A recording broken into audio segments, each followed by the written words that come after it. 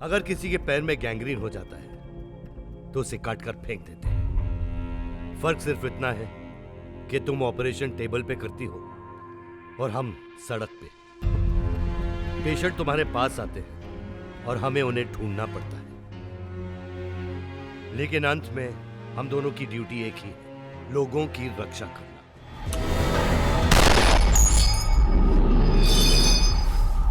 वो निहत्था था, फिर भी तुमने उसे गोली मारी, वो भी सबके सामने। Just because you are a police officer you can't take law in your hands. Sir, वो मोहम्मद गौरी का खास शूटर था। उसने पिछले 2 महीनों में 5 बेगुनाह लोगों को मारा था। उसे भागने का मौका देकर कई और मर्डर्स की जिम्मेदारी मैं नहीं लेना इसलिए बस मार दिया।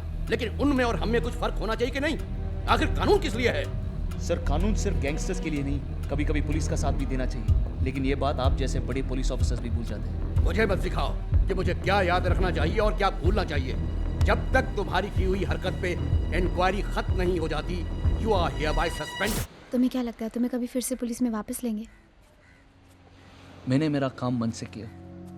कानून के दायरे में रहकर पुलिस का काम करना मुश्किल होता है, इसलिए कि वो दायरा कब सिकुड़ जाता है कभी पता नहीं चलता।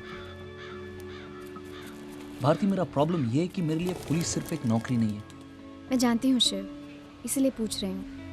अगर उन्होंने तुम्हें वापस नहीं लिया तो तुम क्या करोगे? पता नहीं, बस इतना पता है कि मैं सिर्फ पुलिस के लिए बना हूँ। मैंने घर में बताया है कि तुम सस्पेंडेड हो। फिर हमारा डिसीजन तो हमें ही लेना है। क्या कहा उन्होंने? भारती, उनका मानना है कि सभी पुलिस वालों में कुछ न कुछ खराबी होती है। तुम्हें क्या लगता है? बाकी पुलिस वालों का तो पता नहीं, पर तुमसे अच्छा इंसान मैंने आज तक नहीं देखा। I love you Shiv. अबे साला डर गया था, इतना मार डालता उसको वहीं मैं। ये लीजिए। थैंक्स। भारती, ये दाना जी। हाय, प्रधान शेख। वर्णकर। मैं सत्या। हाय। दुनिया में सबसे मुश्किल काम है किसी की जान लेना। तुम डॉक्टर हो, समझ सकती हो। देखो, अगर किसी के पैर में गैंग्रीन हो जाता है तो उसे काट कर फेंक देते हैं। फर्क सिर्फ इतना है कि तुम ऑपरेशन टेबल पे करती हो और हम सड़क पे। पेशेंट तुम्हारे पास आते हैं और हमें उन्हें ढूंढना पड़ता है, लेकिन अंत में हम दोनों की ड्यूटी एक ही है, लोगों की रक्षा करना। मुझे आज भी याद है जब पहली बार महादेव किसी को मारकर घर आया था। उसकी शर्ट पे लगे खून के धब्बे देख के मुझे घिन आ रही थी। और इस शहर की गंदगी को हटाने के लिए किसी न किसी को तो गंदगी में उतरना ही पड़ेगा ना। और भारती, ये काम करने की हिम्मत बहुत कम लोगों में होती है, इसीलिए तो महादेव ने शिव को चुना। वैसे मुझे अभी क्लिक हुआ, इन दोनों के नाम का मतलब एक ही है, भगवान शंकर। खैर छोड़ो इन बातों को। भारती, अब तुम और शिव हमारी फैमिली का हिस्सा हो। तुम्हें कभी भी कोई भी प्रॉब्लम हो तो पहले मुझे बता देना, okay? Thank you. Thank you so much. Illegally legal और लीगली इलीगल में अंतर क्या होता है सर? लीगली इलीगल और इलीगली लीगल क्या होता है? सर्जेराव जी का जोक है। सर्जेराव,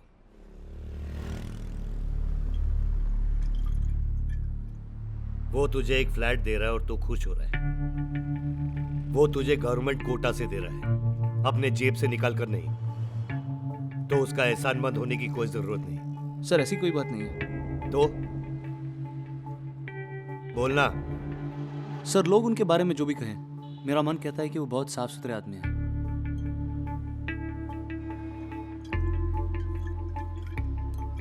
अपना अपना नजरिया है शिव।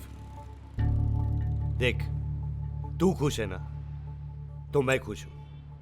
आज मैं बहुत अच्छे मूड में हूं, दिल करता है पूरी रात पीऊं। अब तेरी शादी भी हो जाएगी ना, तो ये सब बंद हो जाएगा ना। क्या सर? चल बताता हूँ। लेकिन ये फ्लैट किसका है? काबिल ऑफिसर्स के लिए गवर्नमेंट ने एक रिजर्व कोटा रखा है, उसी में से सर्जेराव जी ने मुझे ये मंजूर किया। सर्जेराव मिनिस्टर? अरे उनकी डोनेशन से तो हमारे हॉस्पिटल में गरीबों का फ्री इलाज होता है, पर वो तुम्हें कैसे जानते हैं? सर्जेराव जी, आप ही की बात चल रही थी। उम्मीद करता हूँ थोड़ी अच्छी। मेरी मंगेतर को आपका दिया हुआ फ्लैट बहुत अच्छा लगा सर। मंगेतर? हाँ सर, नाम भारती। बात कराओ ना। 1 सेकंड सर। हेलो सर, मैं doctor Bharti. Thank you so very much. अरे थैंक्स किस बात का? अरे किसके लिए मतलब? आपने शिव को फ्लैट दिया और हाँ, आप पहले गेस्ट हैं जिन्हें मैं हमारी शादी के लिए इनवाइट कर रही हूँ। अच्छा, तो फिर पहला गिफ्ट भी मैं ही दूंगा। हाँ, और गिफ्ट मैं आप ही के हाथ से लूंगी, इसलिए आपको शादी में जरूर आना है। अरे डॉक्टर की बात को टालकर मरना है क्या? जरूर आऊंगा मैं। Thank you so much sir.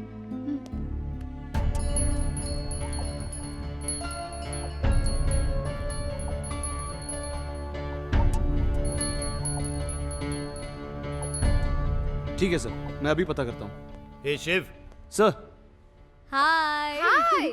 Welcome home sir. Congratulation. Thank you. Thank you. चलो अब तुम्हारे घर का तो हो गया। महादेव, भारती के पेरेंट्स से शादी के बारे में अब तुम खुद जाके बात कर लेना। शिव को तो बात करनी ही नहीं आती। भारती ने मुझे सब बता दिया है। सिर्फ उनके सवालों का जवाब दे रहा था बस। जवाब दे रहे थे या उनका ब्लड प्रेशर बढ़ा रहे थे?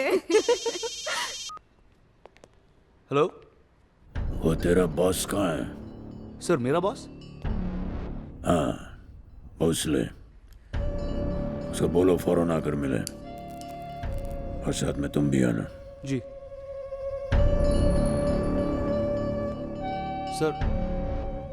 सर, सर्जेराव जी ने बुलाया आपको। क्यों? पता नहीं सर, बस फौरन आने को कहा है।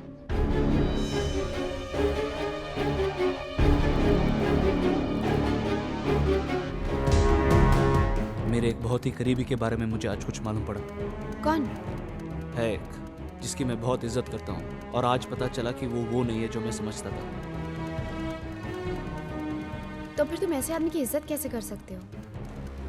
भारती, हर आदमी में सही गलत होता है, और गलत के लिए सही को नजरअंदाज करना भी तो गलत है। अचानक क्या हुआ?